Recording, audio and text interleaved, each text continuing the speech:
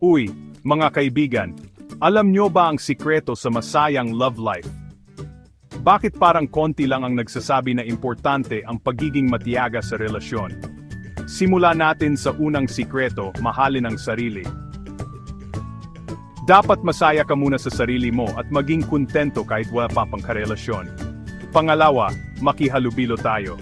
Sumali sa mga grupo o aktibidad na gusto mo, tulad ng mga hobby o pagboboluntaryo. Huwag matakot makakilala ng mga bagong tao.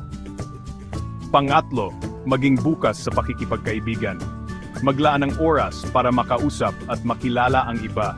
Pwede rin gumamit ng social media o dating apps, basta tama ang intensyon. Pang-apat, maging totoo sa sarili. Huwag magpanggap na iba ka. Mamahalin ka ng tamang tao dahil sa kung sino ka talaga. Panglima, maging matiyaga.